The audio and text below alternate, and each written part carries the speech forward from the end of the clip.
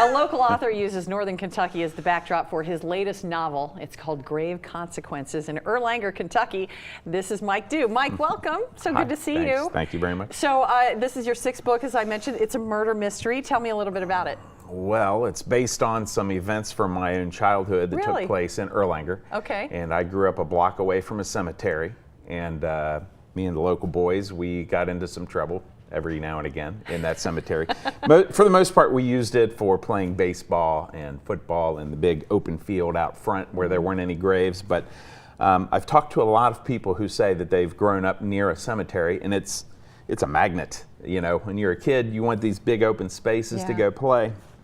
So that's where we would go do those things. And in the story, of course, it's hyperbolized a little bit. Things get a little out of hand, and then there's a dead body in the cemetery. Oh no, and then the boys are in big trouble then, right? Yeah, exactly.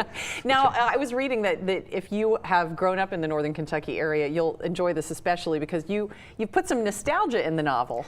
Yeah, it's set in 1977, and so I went back and researched and dug up the names of a lot of the restaurants and even just the names of the parks and the schools. Okay. For example, for me, a landmark in Erlanger was the Locust Street School.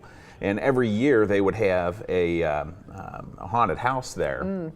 So that's since been torn down. But I think anybody who's my age or anybody who grew up in the 70s would remember that school being in place and going there for the haunted houses. How much went into the research that you, I mean, of course you remember things like that, but how much work did you do into some of those places? You know, social media was invaluable. Oh, good. There are a number of groups on Facebook that are dedicated to memories from Erlanger, Ellesmere, and Edgewood, Northern Kentucky in general. So I went in there and found some people who knew some of those things. There were certain businesses that I knew existed along Dixie Highway, but I couldn't remember the name.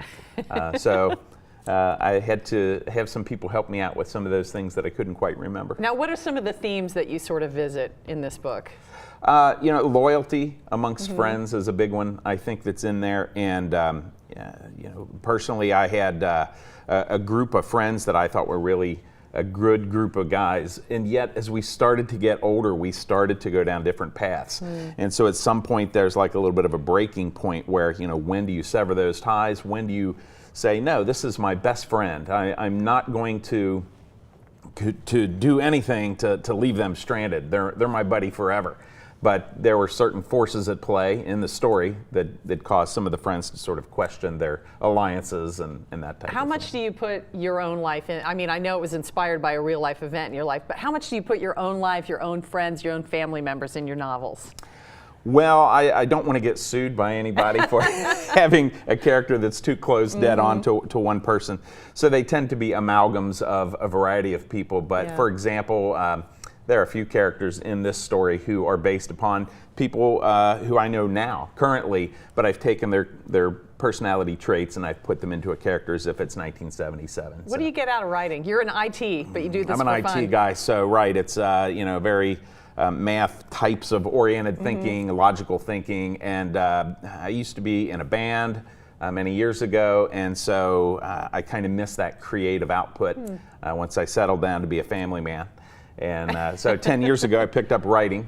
I always enjoyed doing that in high school. And so for me, that's a counterbalance to the logical thought of the IT world. Nice. So people can find your book in the Kenton County Library, I guess, or on Amazon. And then if they want to come and hear you speak, you have a book signing scheduled. Tell me about that. Yes, at, of all places, the pub. Oh, good, in Crestview Hills? In the Crestview Hills Town Center, exactly. That will be on January.